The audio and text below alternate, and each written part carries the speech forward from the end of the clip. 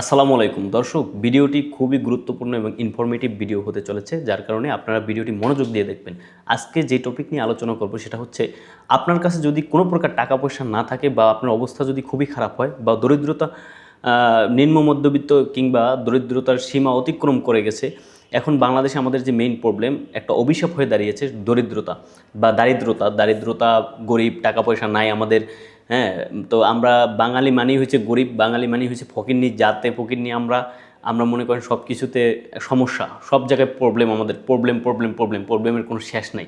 ঠিক আছে, তো যার কারণে আমাদের খুব কষ্ট করে জীবনযাপন করতে হয়। এটা একদম চরম বাস্তবতা। আপনারা যে যত বড় ভাবলেন না কেন, ভিতরের অবস্থা কি সবাইটা জানে। যার কারণে আমরা এই অভিশাপ থেকে আমরা কিভাবে মুক্তি পেতে পারি এবং খুব সহজে 100% ট্রুথ, কোনো প্রকার কোনো চাকচিক্যময় কোনো তথ্য আমি আপনাদেরকে দেব না।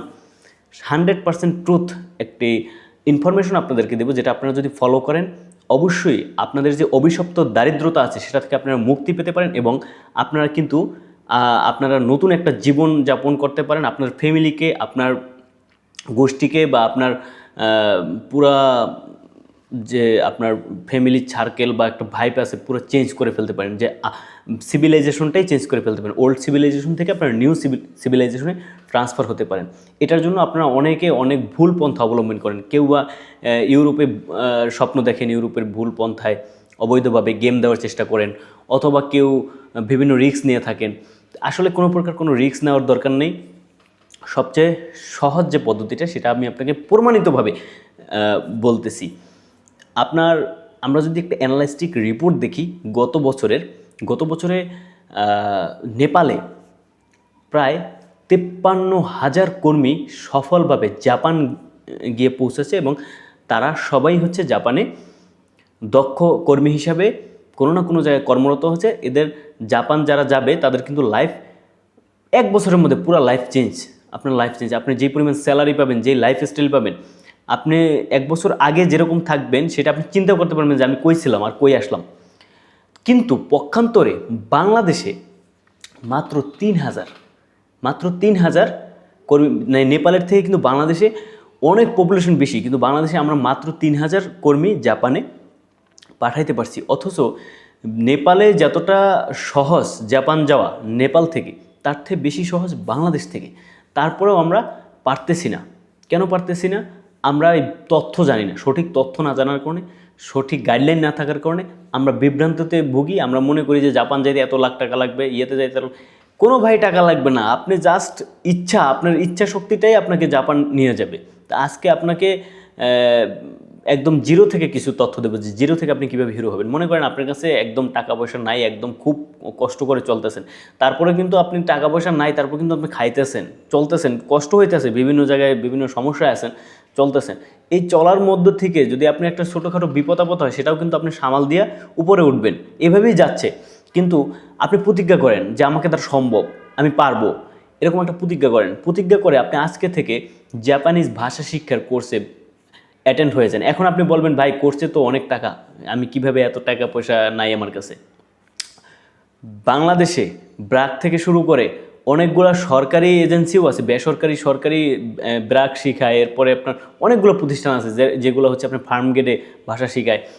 এর পাশাপাশি হচ্ছে সরকারি বেশ কিছু আপনার ট্রেনিং সেন্টার আছে বা সরকারিভাবে উদ্যোগ নিয়ে জাপানিজ ভাষা শেখানো হয়। সেখানে আপনি জাপানিজ ভাষা শেখার একটা পরিকল্পনা নেন। আপনার বলবেন যে আমার দিয়ে লেখাপড়া হবে না। ভাই, লেখাপড়া কিছু না, ভাষা শিক্ষা একটা লেখাপড়া না। আপনি যদি প্রতিজ্ঞা করেন, ইচ্ছা করেন, আপনি কঠিনভাবে যে হ্যাঁ আমি এই অভিশাপ থেকে আমি মুক্তি হব, তাহলে আপনি 6 মান্থ বা 3 মান্থ বা 4 মান্থ একটা টার্গেট নেন যে না, আমি কঠোরভাবে এখানে লেগে থাকবো।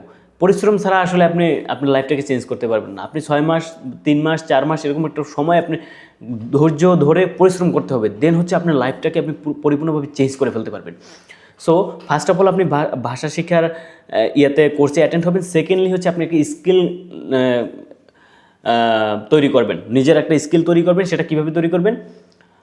একদম নর্মালি যেটা সবাই পারে বা সবাই যেটাতে অ্যাটেন্ড হচ্ছে, সেটা হচ্ছে যে কেয়ার গিভার। আপনি কেয়ার গিভার হিসেবে একটা স্কিল আপনি নিজে তৈরি করেন। এই স্কিলটা তৈরি করবেন কিভাবে? অনেক জায়গায় দেখবেন কি অনেক ছোটো ছোটো হসপিটালগুলো আছে এই হসপিটালগুলোতে আপনার ফ্রিতে কোর্স করাইতেছে মহিলাদের, পুরুষদের। আপনি যদি মেয়ে হয়ে থাকেন তাহলে আপনার জন্য আরও ভালো অপরচুনিটি। মহিলা এবং পুরুষ সবাই এই কেয়ার গিভিং কোর্সটা এখন করতে পারতেছে মাত্র 6,000 টাকা খরচ করে। 5 থেকে 6,000 টাকা, কোনো কোনো জায়গায় 8,000 টাকা, এর উপরে না। এরকম একটা অ্যামাউন্ট খরচ করে আপনি কেয়ার গিভিংয়ে ভর্তি হতে পারেন। তো সেখানে আপনি এই কোর্সটা করে ফেলতে পারেন। এটা হচ্ছে 2-3 মাসে, এবং আপনি যদি অ্যাটেন্ড থাকেন অনেক অনেক জায়গায় আপনাকে অনুদানও দেবে, আবার অনেক অনেক জায়গায় হচ্ছে আপনার ইন্টার্নির সুযোগ পাবেন। আপনি 1-2 মাস ইন্টার্নি করার সুযোগ পাবেন। আপনার যদি সময় থাকে আপনি ইন্টার্নি করতে পারেন। ইন্টার্নি করলে আপনার একটা এক্সপিরিয়েন্স সার্টিফিকেট হবে, হোক 6 মাস, সেটাও কাজে লাগবে। তো সেই কেয়ার গিভিং সেক্টরে কিন্তু কোনো প্রকার এক্সপিরিয়েন্সের দরকার হয় না জাপানে। তো এরকম আপনি একটা স্কিল নিতে পারেন, অথবা অন্য কোনো একটা স্কিল, যদি আপনার লরি চালানোর অভিজ্ঞতা থাকে, বড় ট্রাক কিংবা ভেকু চালানোর অভিজ্ঞতা থাকে, কিংবা ধরেন এরকম একটা যে কোনো একটা স্কিল, মানে আপনি যে পৃথিবীতে বাইচে আছেন, বাংলাদেশে সার্ভাইভ করতেছেন, আপনার কোনো স্কিল নাই, আপনি কি পরিচয় দেন? আপনি লজ্জাও তো করার কথা ভাই, যে আমার কোনো স্কিল নেই। আপনাকে যদি জিজ্ঞেস করি আপনি কোনো স্কিল আছে, আপনি বলবেন হ্যাঁ আমি ফুড পিকার, আমি ওই যে ফল পাড়তে পারি। আপনি ফল পাড়তে পারেন না ভাই। যারা ফুড পিকার প্রফেশনাল তাদের সাথে আপনি পারবেন না। যারা হচ্ছে প্রফেশনাল ক্লিনার তাদের সাথে আপনি ক্লিনও করতে পারবেন না ভাই। এগুলা আমাদের কাছে অনেকে বলে যে ভাই আমি ক্লিনার, আমি ভালো ক্লিনার, আমি ক্লিন করতে পারি, আমার আপনি একটা জব দেন। আসলে ভাই এগুলো ভুয়া কথা। আপনি ক্লিনও করতে পারেন না। ক্লিনিংয়ের অনেক সেক্টর আছে এবং ক্লিনিংয়ের অনেক যোগ্যতা বা স্কিল দরকার হয়, যেটা আপনার নাই। এটা হলো চরম বাস্তবতা। আপনি যে কোনো একটা এগুলি না বলে ভাই একটা স্কিল আপনি অর্জন করেন, কেয়ার গিভার হন, অথবা হসপিটালিটি যে সেক্টরটা, হসপিটালিটি বলতে কিন্তু হাসপাতাল না, হসপিটালিটি বলতে হোটেলগুলো বোঝাচ্ছে, যেগুলো হচ্ছে থাকার হোটেল, এগুলোকে হসপিটালিটি বলে। এই ক্যাটাগরির আপনি একটা স্কিল নিতে পারেন। আপনি পরিচিত কারো ইয়েতে একটা ছোট্ট কোর্স করতে পারেন, অনেকে হসপিটালিটি কোর্স করায়, এগুলো আপনি একটা কোর্স করতে পারেন। এইসব কোর্স করলে আপনি ভালো পরিমাণ একটা অপরচুনিটি আপনার হাতে চলে আসবে, এবং আপনি কিন্তু খুব সহজেই জাপানের একটা অপরচুনিটি আপনার জন্য দাঁড়িয়ে যাবে। তো ফার্স্ট অফ অল হচ্ছে আপনি একটা ল্যাঙ্গুয়েজ শিখবেন, সেকেন্ডলি হচ্ছে আপনি স্কিল শিখবেন। এটা হচ্ছে সবচেয়ে অল্প টাকা। এই দুইটা জিনিস যদি আপনি করতে পারেন, দেন হচ্ছে আপনি সরকারিভাবে প্রবাসী কল্যাণ মন্ত্রণালয়ের সাহায্য নিয়েও আপনি যেতে পারবেন। আপনার একদম ইজি। এর পরবর্তী প্রসেসটা, এই দুইটা স্কিল যদি থাকে, আপনাকে কিছুদিন পরে এরকম একটা পরিস্থিতি হবে যে ধৈর্য ধরে জাপান পাঠাবে। এখন যে একটা যুদ্ধ পরিস্থিতি চলতেছে, এই পরিস্থিতিতে কিন্তু আসলে কেউই ভালো নেই। তো এইভাবে এই পরিস্থিতির মধ্যে না থেকে আপনি নিজেকে একটু ডেভেলপ করেন, একটু কষ্ট করেন। জাস্ট 6 মান্থ আপনি চিন্তা করেন যে আমি সব ছেড়ে দেবো, আমি পারবো, আমাকে দ্বারা সম্ভব, ইয়েস, এরকম একটা টার্গেট নেন। টার্গেট নিয়ে আপনি 6 মান্থ সব কিছু থেকে বিচ্ছিন্ন হয়ে আপনি এটা করেন। আপনার যদি কোনো ইনকামের পথ না থাকে, যে ইনকামের পথটা আছে, ধরেন আপনি দোকান করেন বা আপনি করেন, ওইটাকে আপনি একটু স্যাক্রিফাইস করে, যে ওটা বন্ধ করার দরকার নাই। যদি আপনার ওইটাই একমাত্র ইনকামের পথ হয়ে থাকে, ওখানে যদি আপনার সময় দিতে হয়, ওটাকে সময় দেওয়ার পাশাপাশি আপনি একটু কষ্ট করেন। মানুষ পরিস্থিতিতে পড়লে অনেক রকম কষ্ট করতে পারে। তা আপনি মনে করেন নিজেকে একটা খারাপ জায়গায় ফালাই দেন আপনি, যে হ্যাঁ না আমার এখানে পারতেই হবে, আমার উঠতেই হবে, এরকম একটা জায়গায় ফালাই দেন। আপনি জাপানিজ ভাষাটা আয়ত্ত করেন এবং আপনি একটা স্কিল আয়ত্ত করেন। এই দুইটা জিনিস আয়ত্ত করলে দেন পরবর্তী প্রসেস আপনিই জানবেন, আমার ভিডিও দেখতে হবে না।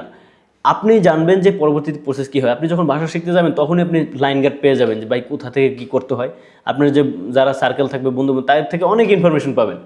আপনি 3-4 মাস ভাষা শিখবেন, ওনাদের সাথে মিশে আপনি নিজেই লাইন গার্ড তৈরি করে ফেলতে পারবেন। আর সেকেন্ডলি হচ্ছে আপনি একটা স্কিল আয়ত্ত করবেন। এই দুইটা জিনিস আপনি আয়ত্ত করেন। আপনি ইংলিশ জানেন না, কোনো সমস্যা নেই। আপনি কোনো কিছু জানেন না, কোনো সমস্যা নেই। এই দুইটা জিনিস আপনি আয়ত্ত করে আপনার লাইফটাকে, এই অভিশপ্ত লাইফ থেকে আপনি চেঞ্জ করে নিজেকে একটা ভালো সুন্দর লাইফস্টাইল দিতে পারেন। নিজেকে আপনার এই নিচু জায়গা থেকে কষ্ট করা, সারভাইভ করা থেকে দেখে একটা রিচ লাইফস্টাইল, একটা সুস্থ ধারার লাইফস্টাইলে আপনি আপনার সিভিলাইজেশনকে, আপনার ফ্যামিলিকে আপনি নিয়ে যেতে পারেন। সকলে ভালো থাকবেন, সুস্থ থাকবেন। দেখা হবে পরবর্তী ভিডিওতে। আসসালামু আলাইকুম।